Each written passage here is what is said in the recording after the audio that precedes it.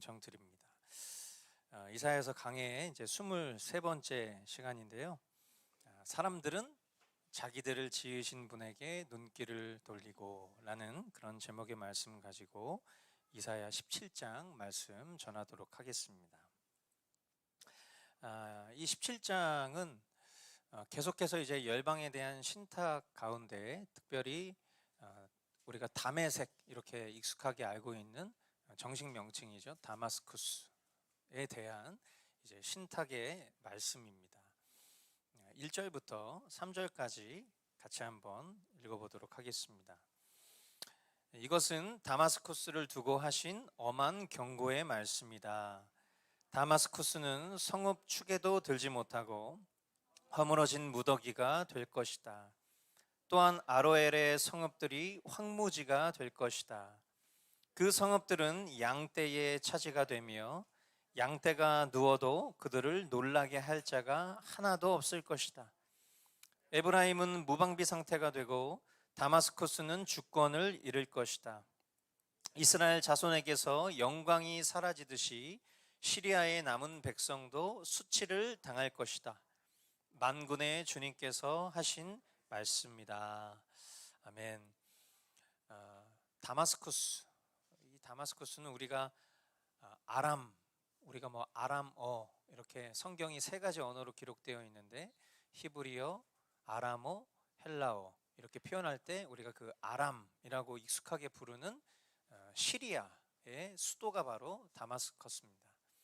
그러니까 오늘 이 다마스쿠스에 대한 말씀은 한마디로 이 시리아에 대한 말씀이고, 그 내용은 우리가 방금 읽은 것처럼 시리아와 함께 이스라엘이 멸망할 것이다 라는 말씀이라는 것이죠.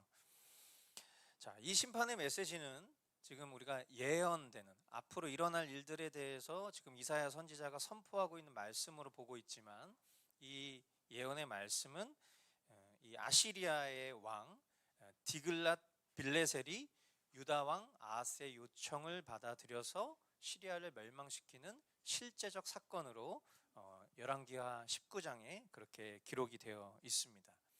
그리고 고대 문헌에 보면 이것이 역사적으로도 증명이 되어 있는데, 이 아시리아의 왕 디글랏 빌레셀이 이렇게 얘기를 하는 문헌이 있어요.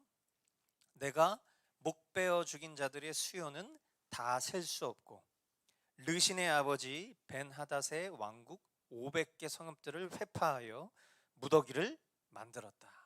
이런 역사적 문헌까지도 기록이 되어 있죠. 그러니까 한마디로 굉장히 참혹한 패망이 이 시리아와 그리고 이스라엘의 실질적 역사적 사건으로 있었다라는 것을 우리가 보게 되는 것입니다. 그래서 이제 오늘 우리가 본문을 보다 보면 이 본문은 계속 교차하면서 이 다마스쿠스와 이스라엘의 멸망에 대한 그런 원인, 그리고 어떻게 멸망하는지에 대한 그 모습을 교차하면서 설명하고 있습니다. 아로엘, 여기 우리가 읽었죠. 아로엘이라는 이 요단강 동남편 모압 국경 가까이에 위치한 이스라엘의 성읍입니다. 아로엘의 성읍들 이렇게 말하는 것으로 봐서 그 주위의 그 성읍들 전체를 가리키는 것으로 보이는데, 이 성읍들이 무참하게 파괴되어서 사람들이 아니라 양떼들이 평온하게 눕는 곳이 될 것이다. 그러니까 우리가 보통 양떼, 초원 이런 걸 생각하면 되게 평안한 느낌이 들지만 정반대예요. 지금 완전히 황폐하게 다 모든 것들이 무너지고 사람들이 거기서 평온하게 생활을 해야 될 그 터전이 이제 고작 양떼들이 누울 그런 자리가 되어버렸다. 그 정도로 남은 것이 없을 만큼 그냥 완전히 싹 패망하였다라는 얘기인 것이죠. 이 북이스라엘과 시리아가 동맹 관계에 있었기 때문에 이 다마스쿠스에 관한 예언의 말씀에서 이스라엘 나라의 이 성읍들이 함께 언급된 것이에요. 이처럼 성경이 이야기하고 있는 바대로 이스라엘 자손에게서 영광이 사라지듯이 시리아와 이스라엘은 함께 멸망할 것이다 라고 예언하고 있다는 것입니다. 이어지는 4절로 7절 말씀해 보니까 그날이 오면 야곱의 영화가 시들고 건강하던 몸이 야윌 것이다. 그들은 곡식을 거두고 난 텅 빈 들처럼 될 것이다. 곡식을 거두는 자가 곡식을 다 거두어 버린 그 들판, 사람들이 이삭마저 다 줍고 내버린 그 들판, 이삭을 다 줍고 난 르바임 들판처럼 될 것이다. 그들은 열매를 따고 난 올리브 나무처럼 될 것이다. 마치 올리브 나무를 흔들 때에 가장 높은 가지에 있는 두세 개의 열매나 무성한 나무의 가장 먼 가지에 남은 4-5개의 열매와 같이 될 것이다. 주 이스라엘의 하나님께서 하신 말씀이다.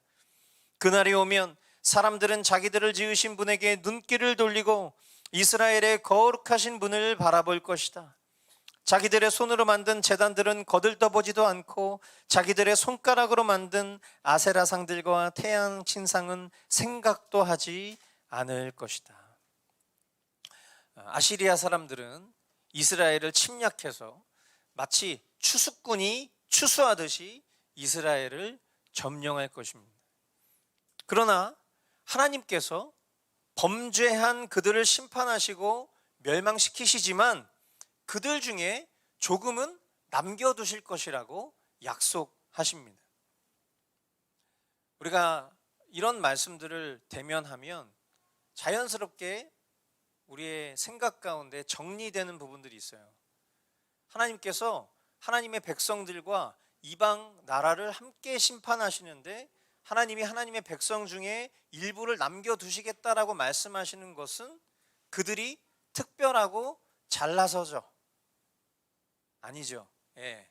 여러분들 안에 이미 이 은혜의 주체가 나의 어떠함, 사람의 어떠함이 아니라 하나님께 있다는 것을 여러분들은 다 이미 오랜 말씀들을 통해서 깨닫고 계신 분들이죠. 우리가 아는 바대로 남겨진 이들은 그들의 어떠함이나 그들이 남을 만한 선행을 해서가 아니에요. 하나님의 은혜로 남겨진 이들이에요. 남겨진 거죠. 그들이 생존한 게 아니라 남겨졌다라는 거예요. 그들을 통해서 결국에는 하나님께서 이스라엘을 회복시키실 것이고 더 나아가 역사적으로 보면 그 남겨진 이들을 통해서 신약 교회가 세워지게 된 것 아니겠습니까? 그리고 그들은 7절 말씀처럼 우상 숭배를 청산하고 자신들을 지으신 하나님께 돌아와 오늘 말씀의 제목처럼 사람들은 자기들을 지으신 분에게 눈길을 돌리고 그렇게 주님을 바라보면서 회개할 것이다. 앞으로 일어날 일들에 대해서 지금 주님 말씀하고 계신 거예요. 남겨진 이들이 하나님 앞에 돌아오게 될 것인데 그 돌아오게 될 것에 대한 것조차도 하나님의 의지가 담겨져 있다는 것을 우리는 다시 한번 볼 수 있는 거예요. 이것을 하나의 단어로 말하면 뭘까요? 이것이 바로 구원인 것입니다. 우리가 구원하면 죽어서 천국 가는 거로 생각하는데 여러분 그거는 유치원 수준의 구원이죠. 구원이라는 것은 참된 하나님 백성이 되어서 하나님께서 우리를 택하신 백성이 되어서 이미 우리가 지금 살고 있는 이 생에서 구원받은 자의 실제된 행함을 가지며 사는 것, 그것이 구원이에요. 아멘이시죠? 저와 여러분들이 구원받은 자가 되기를 바랍니다. 이사야는 계속해서 이스라엘의 견고한 성읍들의 멸망을 전합니다. 9절로 11절 말씀 보니까요, 그날이 오면 그 견고한 성읍들이 폐허가 될 것이다. 마치 이스라엘 자손 앞에서 도망친 히위족과 아모리족의 성읍들처럼 황폐하게 될 것이다. 이스라엘아, 내가 하나님 너의 구원자를 잊어버리고 네가 피할 견고한 반석을 기억하지 않고 이방신을 섬기려고 이방의 묘목으로 신성한 동산을 만들었구나. 나무를 심는 그날로 내가 울타리를 두르고 그 다음날 아침에 내가 심은 씨에서 싹이 났다 하여도 내가 그것을 거두어들일 무렵에는 흉작이 되어 너의 슬픔이 클 것이다. 범죄한 이스라엘의 견고한 성읍들이 망합니다. 어떻게 망합니까? 우상숭배적이고 음란했던 가나안 족속인 히위족과 아모리족의 성읍들처럼 황폐해질 것이다. 그렇게 말씀합니다. 이스라엘이 심판받고 있는 이유를 말씀하고 싶은 거예요. 그들이 망했다 그냥 이렇게 기록하셔도 되는데, 그들이 이 아모리족처럼, 그들이 히위족처럼 망했다 이렇게 얘기하는 것은 이 가나안 족속인 히위족과 아모리족이 어떤 이유 때문에 멸망했는지를 이스라엘의 멸망의 원인으로 가르쳐주고 싶으셔서 이렇게 얘기를 하신 거죠. 그들이 왜 망했습니까? 왜? 여러분, 지금 교차적으로 보고 있는 말씀, 이방 나라인 시리아, 이 다마스쿠스가 하나님의 심판을 받는 까닭이 뭐예요? 그들 안에 수많은 죄의 이유가 있지만 그럼에도 불구하고 그들이 멸망받는 가장 큰 이유는 뭐냐면 하나님의 백성을 괴롭혔기 때문이에요. 그죠? 그런데 하나님 백성이 멸망받는 이유는 뭘까요? 하나님 백성이 멸망받는 이유는 그들이 가나안 족속들처럼 하나님 모시기에 악했고 우상숭배를 일삼았으며 음란했기 때문이다 라고 성경은 그렇게 말씀하고 있어요. 주님이 오늘 우리가 보고 있는 이 다소 평이하고 지루해 보이는 이 본문 속에서 우리에게 말씀하시고자 하는 지점이 저는 이 부분이라고 생각해요. 하나님은 우리를 심판하시기 위해서 안달난 분입니까? 하나님이 늘 항상 우리가 조금이라도 실수하고 잘못할 것을 지켜보고 있다가 실수하면 바로 우리를 치시고 싶어하는 그런 분입니까? 아니잖아요. 하나님의 그 오래 참으심, 하나님의 그 긍휼과 자비와 인자는 온 인류, 이제까지 살아왔었던 온 인류의 죄악의 크기를 다 합쳐도 그것을 뛰어넘을 만큼 하나님의 인자와 자비와 긍휼하심은 한이 없이 크신 분이에요. 그런데 그 하나님께서 그 공의와 공정의 심판을 이루실 수밖에 없는 그 이유가 뭘까? 우리의 삶을 보면 어느 정도 우리가 그 답을 찾을 수 있지 않겠습니까? 저와 여러분들은 지금 살아가고 있는 동안 하나님의 심판을 받고 계십니까?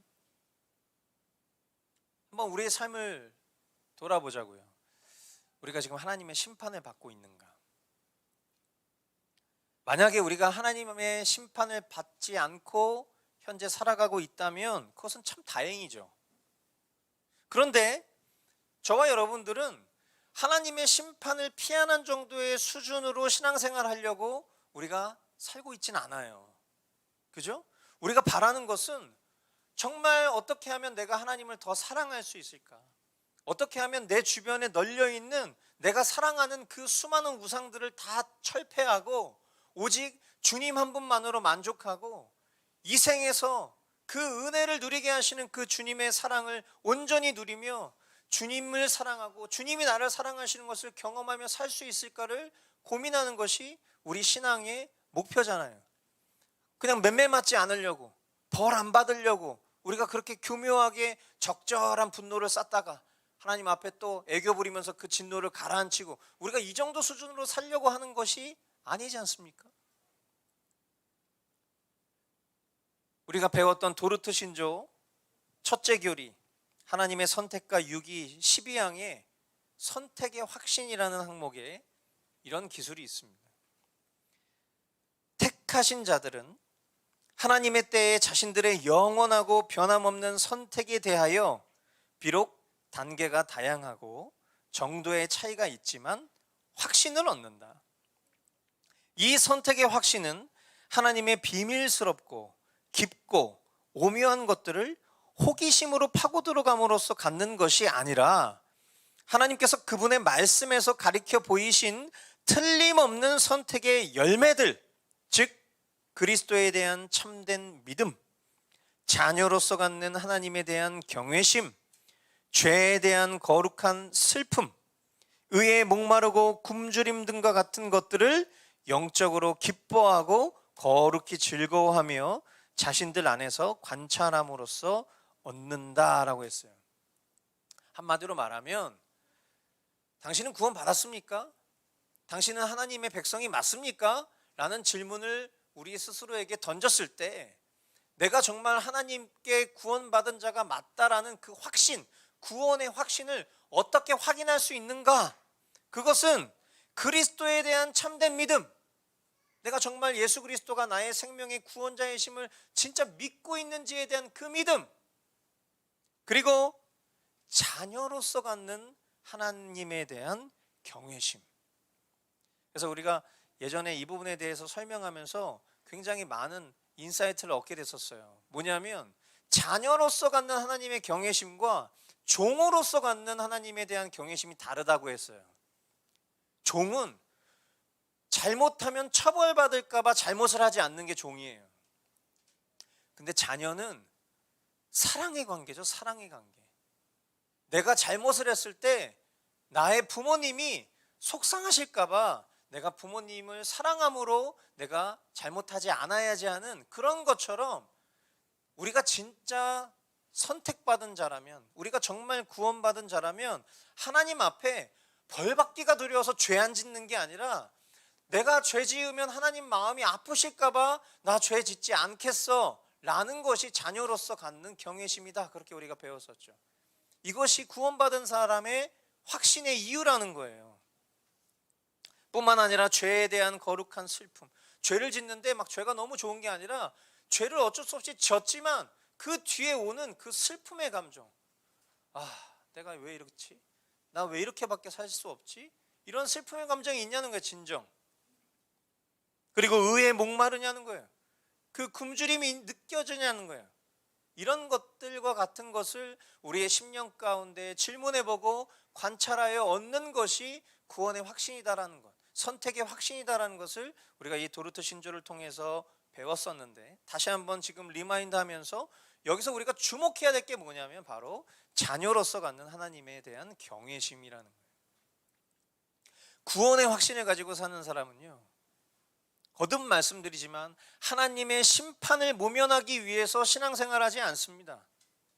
하나님의 자녀로서 하나님을 사랑하고 하나님을 경외함으로 살아가는 거예요. 하나님의 자녀도 분명 실수하고 넘어지는 순간들이 있잖아요. 때로는 심각한 죄에 빠질 수도 있다고 교리는 그렇게 정리하며 말씀을 근거로 이야기하기도 합니다. 그래서 우리 성경에 보면 정말 믿음 좋고 신앙 좋았었던 그런 인물들도 심각한 죄 가운데 빠지는 모습들을 우리는 심심치 않게 봤단 말이에요. 그런데 그런 모습들을 통해서 우리가 위안을 삼는 것이 아니라, 그렇지, 내 안에 하나님께서 선택하시는 이유와 근거가 있는 것이 아니라 하나님 안에 그 이유가 있기 때문에 모든 인간, 하나님이 택하시든 택하시지 않는 인간이든 모든 인간은 그의 죄에 의해서 멸망하기 충분한 이유가 있어. 그런데 그 가운데 하나님 안에 있는 이유로 택하신 자는 동등한 죄의 성질을 가졌으나 하나님이 그들을 대속하신 그 은혜를 입은 것이니, 어찌 이 은혜를 입은 자가 하나님 앞에 똑같은 죄를 지으며 살 수 있겠어? 이런 반응이 마땅히 선택받은 자의 반응이라는 것이죠. 이방 나라와 하나님 백성을 구분하시는 하나님의 마음이 이런 거예요. 그것을 우리가 안다면 아버지 되신 그 하나님을 전심으로 사랑하며 돌이키기를 원하는 그 결단, 그 주님의 마음에, 그 주님의 요청에 우리가 순응하는 그것을 주님이 우리에게 바라고 원하시는 것이죠. 그러므로 우리 이렇게 한번 고백해 봅시다. 나를 구원하신 하나님을, 함께 따라해 보세요. 나를 구원하신 하나님을 잊지 않겠습니다. 여러분 잠깐 여러분 심령 가운데 이 문장을 새기시기 바라요. 나를 구원하신 하나님을 잊지 않겠다. 내가 구원 받았는지 못 받았는지 이거 지금 심각하게 여러분 자신 스스로에게 질문하는 것도 중요하지만, 주님이 오늘 우리를 이 자리에 불러주셨다라는 것 자체가 이미 우리를 택하셨을 가능성이 너무 많은 거예요. 그렇잖아요. 여러분 우리 주위를 보세요. 우리 주위에 하나님 믿는 사람 이제 거의 없어요. 우리 아이들 학교 가보세요. 한 반에 20, 30명 있는데 그 2, 30명 중에서 한두 명 교회 다녀요. 지금 그런 세상을 우리가 살고 있어요. 그런데 그런 세상 가운데에서 하나님께서 우리를 지금 이 자리에, 이 예배의 자리에 앉혀놓으셨다는 건, 물론 여기에도 명목상 그리스도인이 있을 수 있어요. 이 자리에 종교적 행위로 있으나 실제로 구원받지 못한 사람이 있을 수도 있다고. 그런데 그럴 확률보다 우리가 구원받았을 가능성이 훨씬 많아요. 그럼 오늘 우리가 붙잡아야 될 믿음이 뭐냐 말이에요. 이 문장이에요. 나를 구원하시는 하나님을 잊지 않겠다. 여기에 우리의 믿음의 근거를 두는 것이죠. 그리고 또한 이렇게 고백하는 거예요. 같이 고백하겠습니다. 나의 거룩을 주님의 반석 위에 두겠습니다. 네. 우리의 삶은 거룩하기 힘들어요.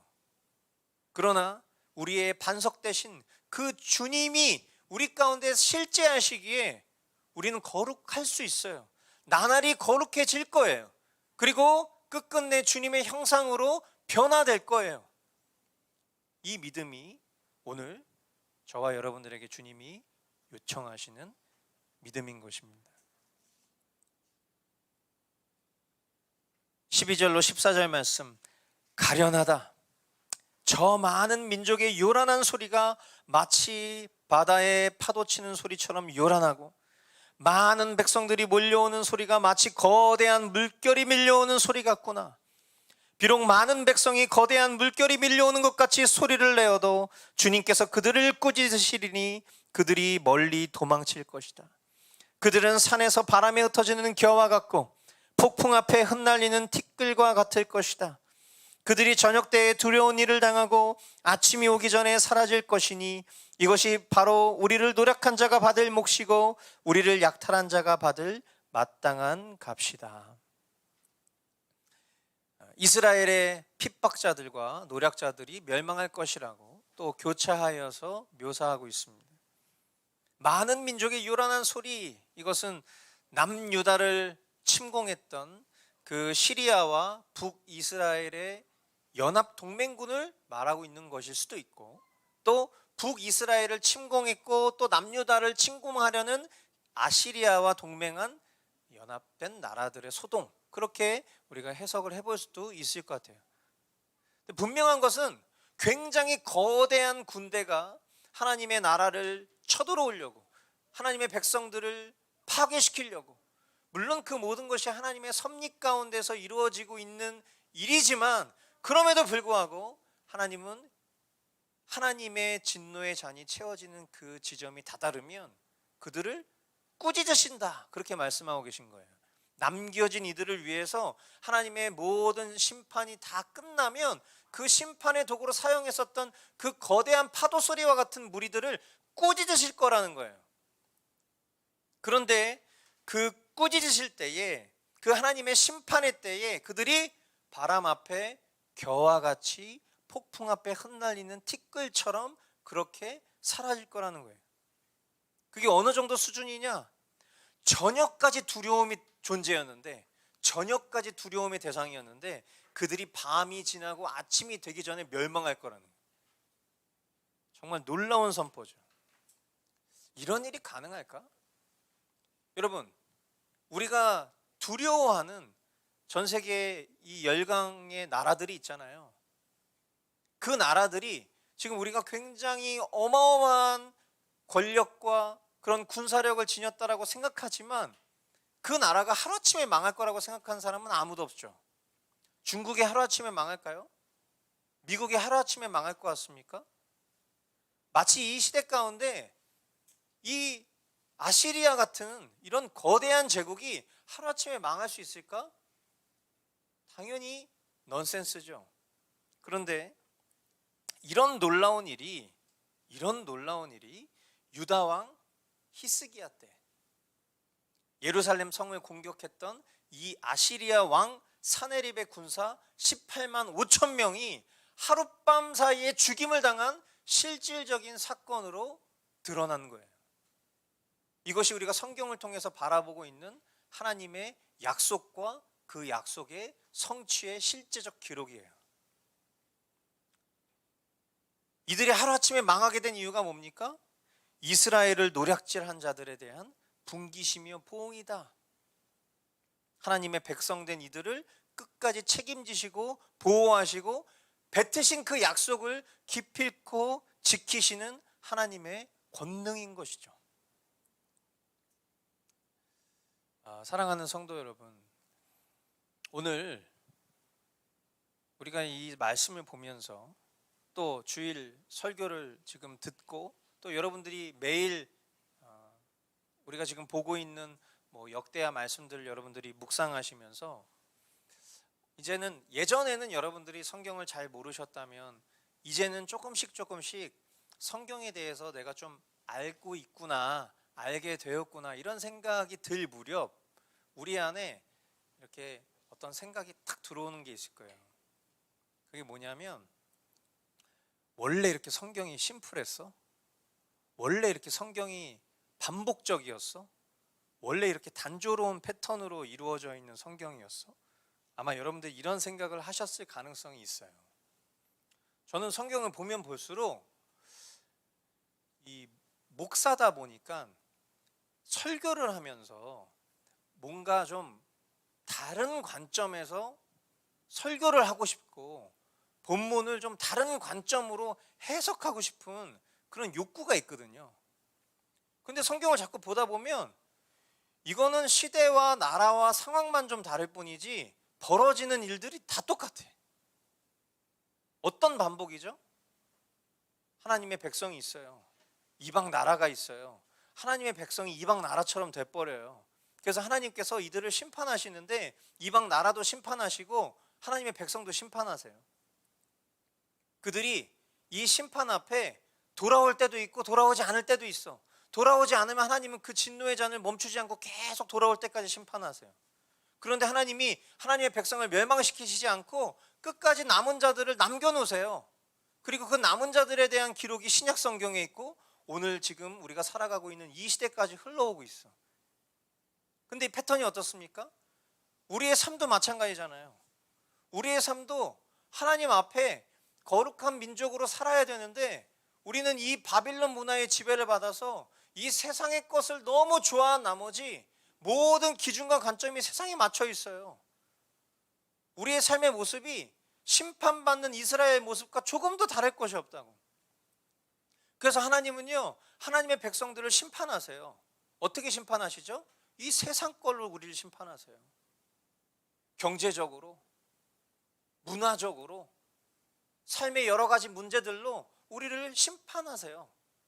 근데 하나님 우리를 망하게 하시려고 심판하시는 게 아니에요. 하나님 우리를 정결케 하시려고, 하나님의 거룩한 민족이 되게 하시려고, 하나님의 참된 백성이 되게 하시려고 우리를 재련하시는 그런 과정을 우리가 살고 있죠. 우리가 성경을 통해서 이 반복되고 지루한 역사를 보는 것처럼 우리의 삶 역시도 하나님 앞에 이렇게 반복되고 지루해. 그러니까 때로는 믿음이 연약하면 우리가 이렇게 하나님 앞에 계속 반복적으로 잘못했다가 말하다가 또 잘못하고, 잘못했다고 말하다가 또 잘못하고, 이러니까 민망하니까 하나님 앞에 나오기 싫은 거야. 말씀 보겠습니다. 말씀 보는 게 전부가 아닌데 말씀 보겠습니다. 근데 자기가 그 약속을 또 못 지켰거든. 그러니까 두려우니까 또 숨는 거야. 그러다가 주님이 또 마음을 주셔서 다시 결단하고 말씀 봐야지 하루 보고 그 다음에 또 잊어버려. 그러니까 민망하니까 또 주님 앞에 못 나와. 이게 그냥 우리의 모습이에요. 그러니까 그냥 다 똑같으니까 그냥 이대로 살면 되잖아요. 그죠? 근데 그게 아니잖아. 다시 또 주님 앞에 나와서 주님이 우리에게 공급하시는 그 은혜를 의지하면서 주님이 우리에게 바라고 원하시는 것을 우리는 알기 때문에 그것을 조금이나마 살고자 몸부림치는 거예요. 알고 봤더니 그게 주님이 이끌어 가셨던 은혜의 흔적들이었구나. 나중에 우리가 깨닫게 되는 거죠. 마치 지난 시간들을 통해서 우리가 오늘 깨닫고 있는 것처럼 말이에요. 그러니까 이런 참 지루하고 반복되는 패턴들이 우리에게 내성이 될 수도 있어요. 근데 여러분, 우리가 딱 한 가지를 경계해야 된다면 이 말씀들을 통해서 우리에게 지금 반복적으로 오는 이 패턴에 우리가 내성이 생기면 안 돼. 아, 또 이 얘기구나. 결론은 또 이렇구나. 에이, 이런 게 내성이고 이게 제일 위험한 거예요. 우리가 더욱 믿음을 써야 할 부분, 믿음을 사용해야 될 부분이 바로 이 점이에요. 주님이 우리에게 말씀하시고자 하는 것이 지금 이 자리에 있는 나에게 말씀하시라는 것, 말씀하고 계신다는 것. 아멘. 여러분, 제가 여러분들한테 설교를 준비하고 여러분들에게 설교를 하죠. 제 입에서 나가는 순간 이것은 더 이상 뭐 제 것인 적도 없었지만 처음부터 지금까지 이건 다 주님의 것이에요. 제 입에서 나가는 이 말이 제일 힘든 사람이 누구냐면 저예요. 왜냐하면 제가 예전에 여러분들한테 그런 고백을 한 적이 있었는데, 왜 우리 공동체에는 이렇게 회개의 말씀이 많지? 이런 질문을 제 스스로에게도 던져본 적이 있다고 말씀드렸어요.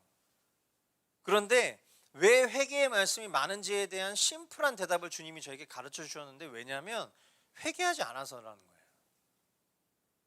주님의 말씀은 실제하는 말씀이에요. 주님의 말씀은 살아있는 말씀이라는 거예요. 우리가 아이들한테 훈육할 때도 반복된 잔소리를 하고 싶지 않지만 반복된 잔소리를 하는 이유는 개선이 되고 있지 않기 때문이에요. 그죠? 아, 이불 좀 정리해. 이불 다 정리했는데 이불 정리하라고 얘기하는 건 부모가 이상한 거지. 그죠? 근데 이불을 정리하라고 또 얘기하는 이유는 뭐예요? 놀았던 물건은 제자리에 갖다 놔. 그 얘기를 하는 이유가 뭐냐고. 그게 그렇게 되지 않기 때문이라는 거예요. 하나님이 살아계셔서 우리에게 이렇게 반복적인 말씀들을 하시는데 왜 이런 말씀만 전하세요? 라고 만약에 저에게 물으신다면 저는 대답할 방법이 없어요. 왜냐하면 말씀을 전하고 있는 저부터가 하나님의 말씀을 알고 전했지만 내 삶이 그토록 바뀌지 않는 걸. 그러니 주님이 사랑하니까 계속 말씀하실 수밖에 없는 거 아니겠어요? 만약에 우리가 유기된 자라면 하나님의 말씀은 우리에게 도달하지 않을 거예요. 더 나아가 거짓 말씀들이 우리 주변을 가득 채우겠죠. 괜찮아. 그렇게 살아도 돼. 어차피 너 구원하신 거니까 그냥 네가 어떻게 살아도 그냥 괜찮아. 그렇게 살아도 돼. 그런데 주님은 그렇게 살아도 되는 우리에게 그렇게 살기를 원하지 않으세요. 그래서 우리에게 계속 반복적으로 말씀하시는 거예요. 그러니까 내성이 생겨야 될 반응이 아니라 이렇게 말씀을 반복적으로 전하시는데도 어쩜 나는 이토록 변하지 않을까? 우리의 심령을 통탄해야죠. 우리의 가슴을 찢어야 될 문제인 거예요.